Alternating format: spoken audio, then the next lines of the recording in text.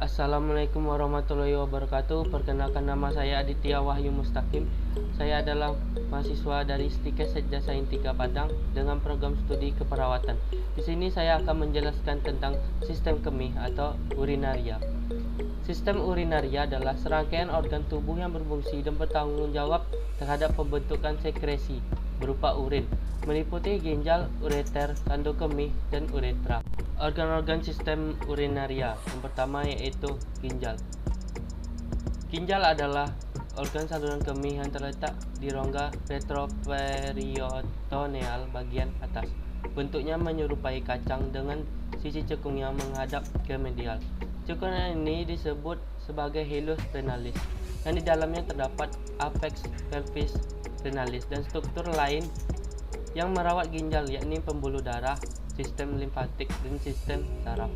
Ukuran rata ginjal orang dewasa adalah 11,5 cm atau panjang kali 6 cm atau lebar dikali 3,5 cm atau tebal, dengan beratnya bervariasi antara 120 sampai 170 gram atau kurang lebih 0,4% dari berat badan. Ginjal dibungkus oleh jaringan fibrus tipis dan mengkilat yang disebut kapsula fibrosa atau true kapsul ginjal yang melekat pada parenkim ginjal. Struktur ginjal. Yang pertama itu korteks ginjal. Korteks ginjal atau korteks renalis merupakan bagian ginjal yang paling luar. Bagian ini dikelilingi oleh lapisan jaringan lemak yang berfungsi untuk melindungi bagian dalam ginjal. Yang kedua, medula ginjal. Struktur medula terdiri atas piramida ginjal yang meliputi nefron dan tubulus, serta saluran medula. Tubulus berfungsi untuk mengangkut cairan tubuh dan darah menuju ginjal. Yang ketiga, pelvis ginjal. Bagian ginjal ini berbentuk seperti corong yang berfungsi sebagai saluran yang menghubungkan ginjal dan kandung kemih. Bagian ini berfungsi untuk mengumpulkan cairan tubuh sebelum disalurkan ke kandung kemih. Kelebihan sisa cairan tubuh, racun, dan limbah yang tidak diperlukan tubuh akan berkumpul menjadi urin di bagian nefron, lalu dialirkan menuju kaliks ginjal. Yang keempat yaitu nefron.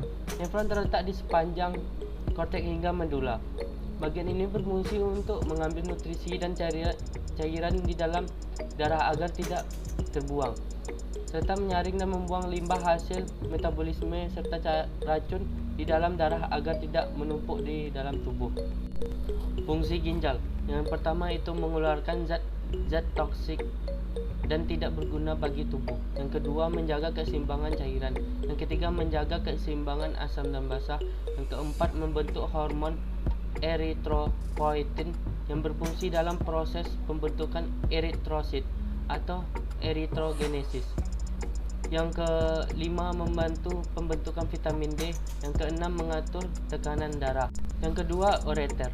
Ureter adalah suatu jaringan yang dibentuk oleh jaringan otot polos dengan ukuran panjang 25 sampai 30 cm.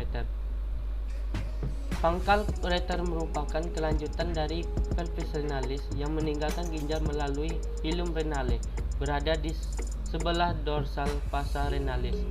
Kedua, ureter bermuara ke dalam vesika urinaria dengan jarak 5 cm satu sama lain.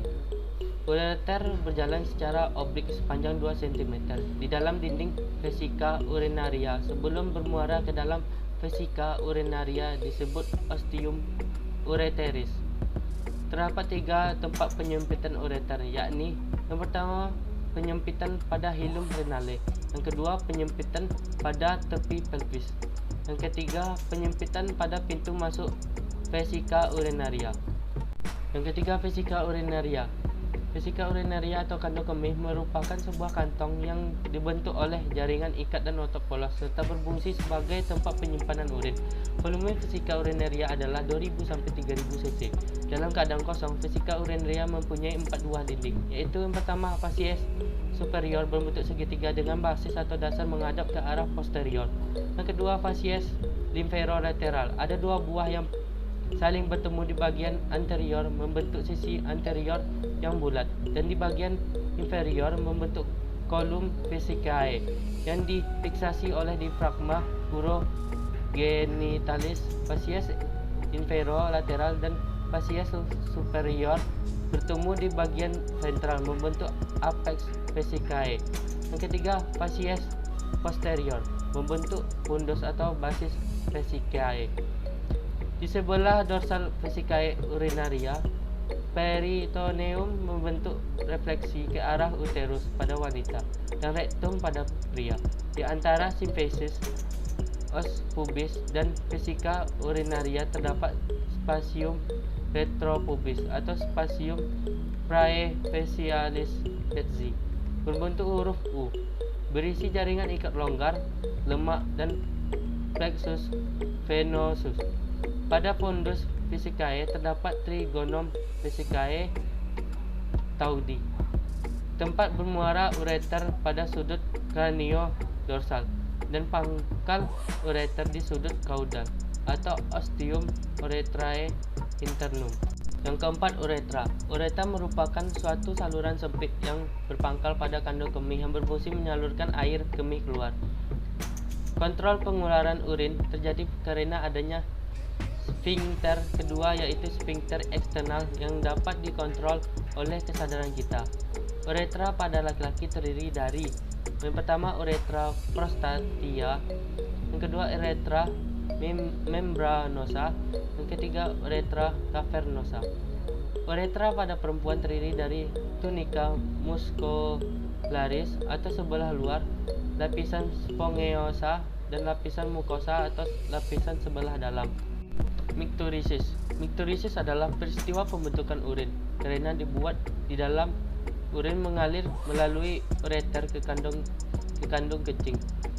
Keinginan membuang air kecil disebabkan penambahan tekanan di dalam kandung kencing, dan tekanan ini disebabkan isi urin di dalamnya. Hal ini terjadi bila tertimbun 170 sampai 230 ml. Micturisis adalah gerak refleks yang dapat dikendalikan ditahan oleh pusat persarafan yang lebih tinggi pada manusia.